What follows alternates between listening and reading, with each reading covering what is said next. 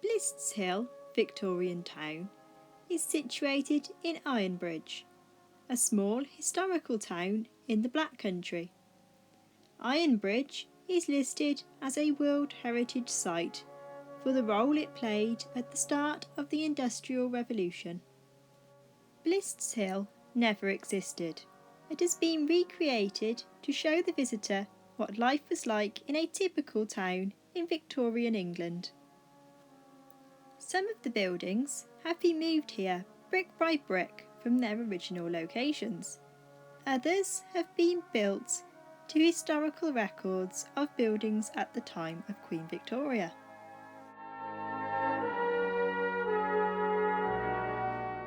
We decide to start our visit with the Drapers. Here you can buy a selection of historically accurate haberdashery items and clothing. The shop window is elaborately decorated to catch the eye of the passing visitor. Inside we can see the seamstress at her sewing machine. All of the clothing on display has been made here at the museum.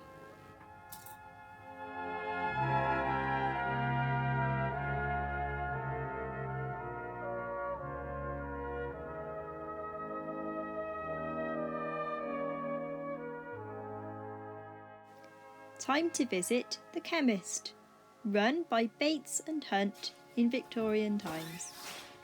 Here, the shop assistant arranges soaps on the display.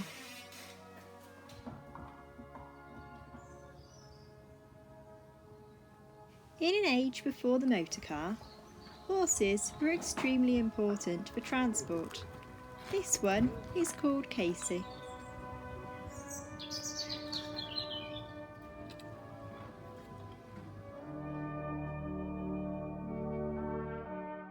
Time to visit the woodcarver. Yes, I'm a woodcarver by trade and I carve mainly rocking horses. I do big rocking horses for children, I do little rocking horses for doll collectors, I do patterns for the foundry, I do clocks, walking staffs, all manner of things carved. And what I'm doing at the moment, I'm making up the saddle for the rocking horse behind me. Obviously I've got cutting the excess foam off there.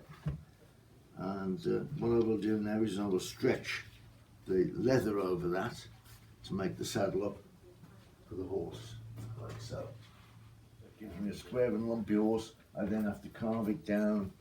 I make the horse, I make the saddle, I make the bridle, I do the decoration, I make the stand. I even do the metal work. I make those metal pieces. They're all done by myself.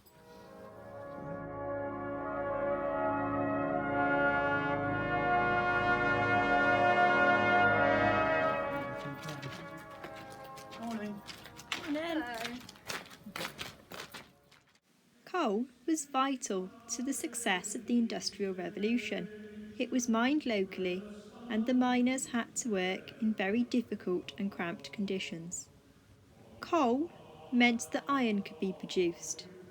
This was processed in a foundry.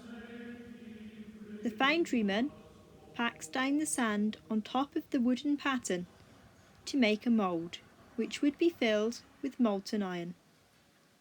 Here we can see a giant steam-powered hammer.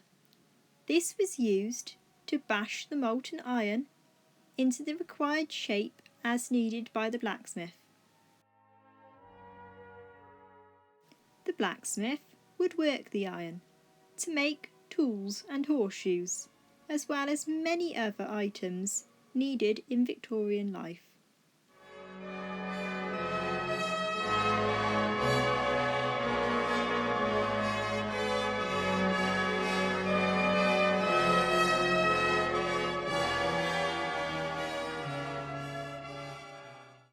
Victorian people liked to decorate their houses with plaster mouldings.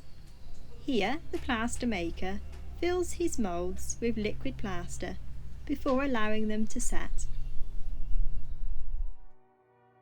The small red building once used to be a Sunday school. Now to meet the tinsmith.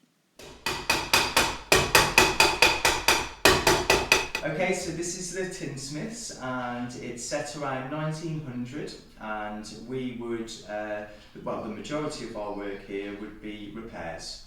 Back then people didn't throw things away like they do now, so we would repair things like tin baths, sinks, buckets, any sort of receptacle really we would repair.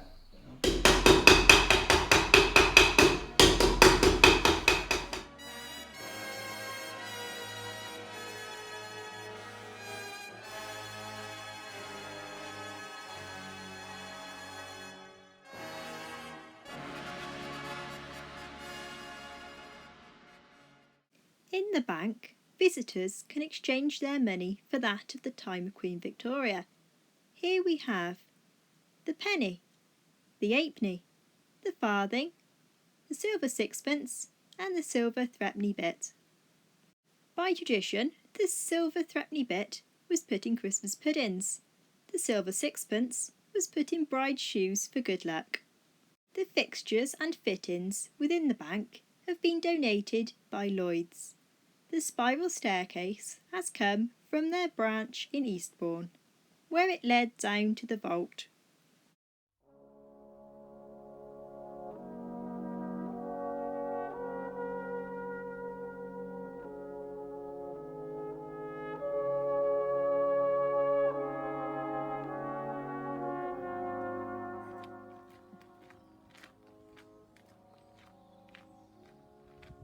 After a very enjoyable day learning about Victorian life at Blist Hill Victorian Town, we visit the shop before leaving.